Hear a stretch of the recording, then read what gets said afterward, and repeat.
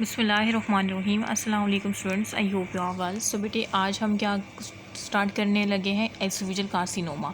इससे पहले अभी मैंने जो है ये एसोफेगस का चैप्टर स्टार्ट किया है, ठीक है जी। सर्जरी एब्डोमिनल सर्जरी में हम एसोफेगस को सबसे पहले पढ़ने जा रहे हैं। तो वैसे तो सारी चीज़ें मेडिसिन वाली ही रिलेटेड है, लेकिन थोड़ा बहुत सर्जरी का जो है वो भी मैं आपको रिवाइज़ करवा रही हूँ विद मेडिसिन के साथ, ठीक है। इट्स बेटर कि आप पहले वो मेडिसिन वाले लेक्चर देख लें जीआईटी के ना, तो आपको ये सारा चैप्टर ही फिंगर टिप पे होगा। बस इसमें सर्जरी के डिफरेंट जो सर्जरी है कि गर्ड में अभी हमने लेसन फंडोप्लाइकेशन, टोटल फंडोप्लाइकेशन कह लो, पार्शियल फंडोप्लाइकेशन, ये सब पढ़ा है, ठीक है। तो बस ये सारी चीज़ें आपको देखनी पड़ेगी यहाँ पे ना, कि किस तरह से होती है, किन डिग्रीज पे क्या होता है। अच्छा बेटे, तो अब अभी हम ना एसोफेजियल कार्सिनोमा को स्टार्ट करने लगे हैं। तो एसोफेजियल कार्सिनोमा में सबसे पहले तो आपने ये याद रखना है कि 6 मोस्ट कॉमन कैंसर जो होता है ना दुनिया में, वो यही है एसोफेगस का। तो एसोफेगस का जो है दुनिया में 6ठे नंबर पे है ये कैंसर, ठीक है। एक ये बात, और दूसरी ना इसकी टाइप्स याद रखो। एक एडिनो कार्सिनोमा होता है, एक स्क्वामस सेल कार्सिनोमा होता है। मेडिसिन में भी मैंने पढ़ाया है और सेम यहाँ पे भी बता रही हूँ। तो बेटे जो एडिनो कार्सिनोमा नाम से ही जाहिर है, एडिनो मतलब ग्लैंड्स वाला, कि ग्लैंडुलर सेल्स से ये डेवलप्ड होता है, ठीक है, एडिनो कार्सिनोमा। और ये तो आपको पता ही होगा। और बाकी ये जो है ना स्क्वामस सेल, आपको पता है कि एसोफेगस की स्क्वामस लेयर होती है ना, तो अगर उस लेयर का जो थिन लाइनिंग है अगर उसका कैंसर होगा तो स्क्वामस सेल कार्सिनोमा है। नाम में ही काम है, दोनों के नाम से मैंने उनके काम बता दिए हैं, ठीक है, कि क्या करेंगे। अब बेटे ये याद रखना है सेकंड कि ये लोअर थर्ड जो एसोफेगस है ना, अब मुझे दोबारा से यहाँ पे एसोफेगस बनानी पड़ेगी। तो बेटे ये जो लोअर थर्ड है इसमें ना adeno carcinoma mostly lower third में होता है। और जो अपर 2/3 है, ऊपर वाले ना अपर 2/3, ये squamous cell carcinoma mostly upper 2/3 of oesophagus में होता है। लोअर थर्ड में कौन सा होता है, एडिनोमा, ये आपने याद रखना है। और दूसरा एडिनो कार्सिनोमा आपने देखा कि गट की वजह से, गट की कॉम्प्लिकेशन में बैरेट एसोफेगस था, फिर बैरेट एसोफेगस की कॉम्प्लिकेशन हमने एडिनो कार्सिनोमा में देखा। तो वही कह रहे हैं कि बेटे ये एसोसिएटेड गट है और गट से और बैरेट एसोफेगस से एसोसिएटेड है। तो कोई नई बात तो है ही नहीं, सारी वही चीज़ें हैं, ठीक है। बाकी वही ट्रीटमेंट बता रहे हैं कि आप रेडियो कीमोथेरेपी भी कर सकते हो, ठीक है। ये पेंसिल से जो लिखा है। अच्छा, बाकी मेन जो है चीज़ आपने दूसरी याद रखनी है स्क्वामस सेल कार्सिनोमा में, कि जो मोस्ट कॉमन एसोफेजियल कैंसर है ना, अब एसोफेजियल कार्सिनोमा में भी जो मोस्ट कॉमन अगर आपसे पूछा जाए कि एडिनो है या स्क्वामस सेल कार्सिनोमा, तो बेटे मोस्ट कॉमन कौन सा है, स्क्वामस सेल कार्सिनोमा, ये बात याद रखना, ठीक है। दुनिया में पूरे कैंसर में 6ठे नंबर पे एसोफेजियल कार्सिनोमा पे है। फिर एसोफेजियल कार्सिनोमा में आपने फर्दर एडिनो देखा और स्क्वामस सेल कार्सिनोमा देखा ना। एडिनो लोअर थर्ड में था, ऊपर 2/3 में स्क्वामस सेल कार्सिनोमा था। अब मोस्ट कॉमन जो एसोफेजियल कार्सिनोमा देखा गया है वो स्क्वामस सेल कार्सिनोमा, ये बात कहना चाह रही हूँ मैं। अब squamous cell Plummer Vinson syndrome क्या होता है, इसमें 3 टाइड है, iron deficiency anaemia, atrophic glossitis और तीसरा क्या था, हाँ, एसोफेजियल वेब्स, ठीक है। तो ये 3 टाइड और प्लमर वेंसन सिंड्रोम में होते हैं। तो ये आपको कहाँ मिलते हैं, ये आपको स्क्वामस सेल कार्सिनोमा में ही मिलता है, ठीक है। और साथ में जो स्मोकिंग करते हैं बहुत ज़्यादा, टोबैको, चान छालिया और पान छालिया, पता नहीं क्या बोल रही हूँ मैं, ठीक है, जो ये चीज़ें खाते हैं उनमें भी ज़्यादा देखा गया है स्क्वामस सेल कार्सिनोमा। क्योंकि खुद देखो, जब वो एक अरसे तक ऐसी गंदी सड़ी हुई चीज़ें जो फिर पता नहीं क्या कह रही हूँ मैं, अल्लाह, मुझे लग रहा है कि ये लेक्चर कंप्लीशन के चक्कर में ना मैं अपनी ज़बान ही बिल्कुल बेड़ागर्क कर दिया है मैंने अपनी ज़बान का। जो ये चीज़ें खाते हैं ना, आप लोगों को नहीं पता कि ये कैसे बनती है और इसमें कौन से केमिकल डाले जाते हैं। तो बेटे वो आपकी ना एसोफेगस को इरिटेट कर रहा होता है, स्मोकिंग भी, ठीक है।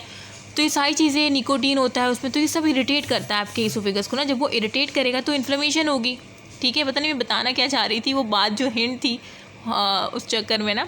तो बेटे वो इन्फ्लेमेशन होती है ना। तो अच्छा, मैं ये बता रही चाह रही कि स्क्वामस सेल कार्सिनोमा में आप खुद सोचो कि स्क्वामस लेयर किस तरह से, स्क्वामस सेल कार्सिनोमा में मैंने कहा बताया कि स्क्वामस लेयर जो होती है ना वो इफेक्ट होती है। तो वो इन्हीं चीज़ों से इफेक्ट होंगी ना, कि जब आप बहुत फ्रूट वेजिटेबल नहीं खा रहे, डाइट आपकी पुअर है उससे रिलेटेड, बाकी आप पान हो गया, छालिया हो गई, ये सारी चीज़ें खा रहे हैं, उल्टी ऊट पटांग चीज़ें, स्मोकिंग, जो कि आपके स्क्वामस सेल लेयर जो एसोफेगस है उसको इरिटेट कर सकता है। फिर इन्फ्लेमेशन होगी, फिर अल्सर, गैंग्रीन और देन कैंसर बन जाएगा। तो स्क्वामस सेल कार्सिनोमा इससे रिलेट करता है। प्लमर विल्सन सिंड्रोम भी आपने याद रखना है कि एक वक्त फिर ऐसा आएगा कि उसमें ब्लीडिंग भी पेशेंट को हो सकती है, ठीक है। तो ब्लड लॉस की जैसे आयरन डेफिशिएंसी एनीमिया होता है, फिर एट्रोफिक ग्लोसाइटिस, उनकी जो है ना बीफी रेड कलर की टंग नज़र आएगी और साथ में एसोफेजियल वेब्स हो जाएगा, मतलब वेब्स मतलब झाली जैसा हो जाएगा एसोफेगस लेवल पे, जिसमें खाना पास नहीं करेगा लेकिन पानी पास करेगा। झाली से हमेशा पानी पास कर जाता है ना, लेकिन सॉलिड चीज़ पास नहीं करती।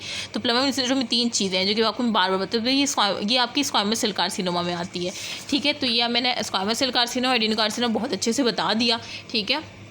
अच्छा, जो भी मैं बता रही हूँ मैं आपको इस तरह से बता रही हूँ कहानी की तरह, क्योंकि इस तरह से जब आप सुनते हो ना तो ये चीज़ें आपको ज़्यादा याद रहती है और ये आपको आगे भी हेल्प कर सकती है, बजाय ये कि रट्टा लगाने बैठ जाओ। और रट्टा लिटरली मुझसे तो कभी नहीं लगा, तो मैं ऐसे ही याद करती हूँ और देखो सारी चीज़ें लिंक कर रही है जिस तरह से मैंने बताया।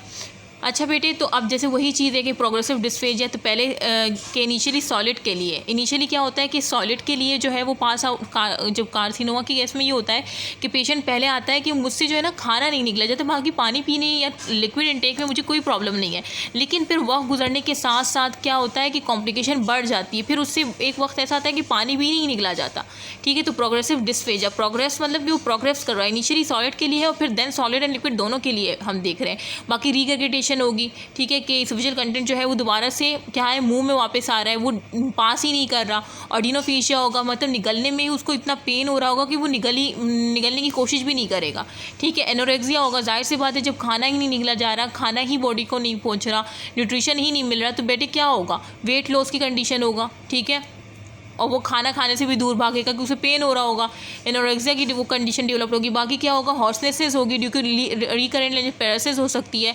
इसमें ये होगा कि जब एडवांस मैलिग्नेंसी हो जाएगी ना, जब ईसोफेगस में क्या होगा कि एक स्कार हो गया या एक ट्यूमर बन गया, तो बेटे वो ट्यूमर बढ़ेगा, जैसे ही वो बढ़ता जाएगा तो जो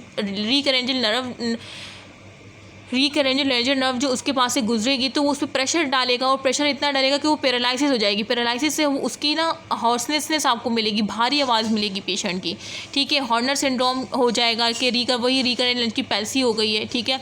सिमेट्रिक चेन इन्वेजन हो गया, उसे कफ होगी, हिमोट में ना खून आ रहा होगा क्योंकि ट्यूमर एक मतलब एक कैंसर से उसे क्या हो गया है कि वर्स्ट कंडीशन अब देखने को मिल रही है, ठीक है, डे बाय डे के। उसे फिर खून की उल्टी आएगी, हेमोप्टेसिस होगा, कफ होगी उसे, क्योंकि ट्रैकिया अब वो ट्यूमर इतना बढ़ गया है कि साथ इसोफेगस में वो ट्यूमर इतना बढ़ गया है कि साथ में जो ट्रैकिया पड़ा है ना उसको भी इन्वेट कर रहा है। उसको इन्वेजन से क्या होगा कि उसे उसकी थूक में खून आएगा, ठीक है, और क्या होगा, कफ होगी और क्रॉनिक स्पाइनल पेन भी होगा, ठीक है, डिस्फ्रैगमेटिक पैरालिसिस होगी, ठीक है। ये चीज़ें याद ना भी रहे जो मैंने ये बताया कि ट्यूमर बढ़ने से पीछे वो ट्रैकिया पे भी प्रेशर पड़ रहा है और रिकरेंजियल नर्व पे, तो हॉर्सनेस हो रही है और ट्रैकियल इन्वेजन से कफ और हिमोप्टेसिस हो रही है।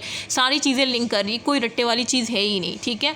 बाकी वो ये कह रहे हैं कि स्पाइनल इसमें हम क्या कर सकते हैं कि फंगल कंटिन्यूएशन भी हो सकती है। और ये बहुत ज़्यादा जो लोग स्पाइसी फूड खाते हैं, और लिटरली मैं बहुत ज़्यादा स्पाइसी फूड खाती हूँ, लेकिन मेरे घर में कोई स्पाइसी फूड नहीं खा सकता, तो इस वजह से मैं मजबूरन इन लोग का जो खाना होता है ना बिल्कुल भी मेरे से नहीं होती, तो मुझे खाना पड़ता है क्योंकि कोई मेरे लिए अलग से स्पाइसी फूड नहीं बना सकता। मुझे पसंद तो है स्पाइसी फूड खाना, मैं अगर बाहर से कोई कुछ ऑर्डर करवाती हूँ तो मैं कहती हूँ कि उसमें बहुत ज़्यादा स्पाइसी करके डाले, लेकिन घर में कोई नहीं बनाता क्योंकि घर में फिर कोई खा नहीं पाता, फिर वो खाना ज़ाहिर से बहुत ज़ाया जाता है। तो मुझे पसंद है लेकिन मुझे मिल नहीं रहा, तो ये भी एक अच्छी बात है, ठीक है। तो स्पाइसी फूड जो बहुत ज़्यादा खाते हैं और जिनकी घर में मानी जाती है, जो लाडले होते हैं, जिनकी बनाया जाता है, तो बेटे फिर वो क्या होता है कि अल्लाह ना करे, लेकिन ये कंडीशन उनमें भी देखी गई है जो बहुत ज़्यादा स्पाइसी फूड खाते हैं, ठीक है। तो ये सारी चीज़ें हैं।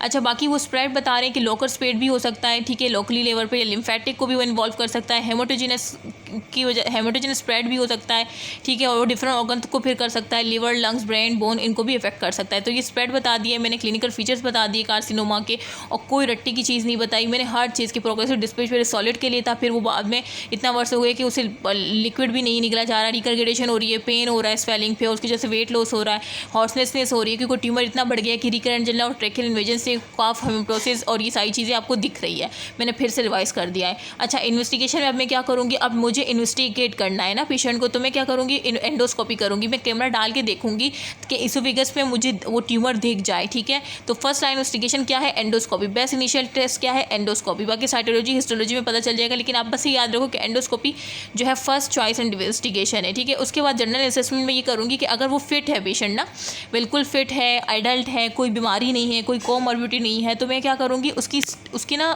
स्टेजिंग करूँगी कि उसको मतलब सर्जरी मतलब जो भी उसकी कॉम्प्लिकेशन है वो किस स्टेजिंग में, कैंसर की किस स्टेज में फॉल कर रहा है, इसके लिहाज से मैं वर्कअप करूँगी स्टेज के लिए। अगर वो अनफिट है तो मैं सिर्फ उसे पैलिएटिव केयर दूंगी, मैं उसे सिर्फ कंजर्वेटिवली ट्रीट करूँगी, ठीक है। तो ये ऐसी जनरल असेसमेंट है। आपने बस मेन चीज़ याद रखनी कि एंडोस्कोपी फर्स्ट हो चॉइस है। उसके बाद स्टेजिंग जो वर्कअप करूँगी ना, अगर वो मतलब फिट है पेशेंट ना, तो फिर मैं उसको क्या करूँगी, सबसे पहले तो मैं सिटी स्कैन करवाऊंगी। सिटी स्कैन क्यों करते हैं, ताकि मैं उसकी देख सकूँ कि कहीं और तो ये जो कैंसर है इसोफेगस से कहीं और तो नहीं गया, किसी दूसरे पार्ट लाइक लंग्स को, ब्रेन को, बोन्स को या लिम्फेटिक स्प्रेड तो नहीं है। तो मैं उसको देखने के लिए सीटी करवाऊंगी कि हेमेटोजन मेटास्टेसिस देखने के लिए कि वो स्प्रेड तो नहीं कर गया दूसरे ऑर्गन तक। तो उसके लिए मैंने सिटी स्कैन लिख के दे दिया। MRI भी करवा सकती हूँ, ठीक है।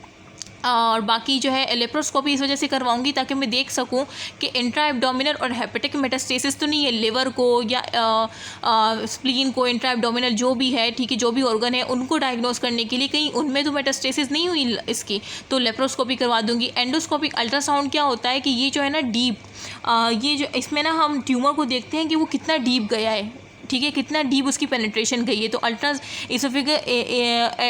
एंडोस्कोपिक अल्ट्रासाउंड करते हैं हम।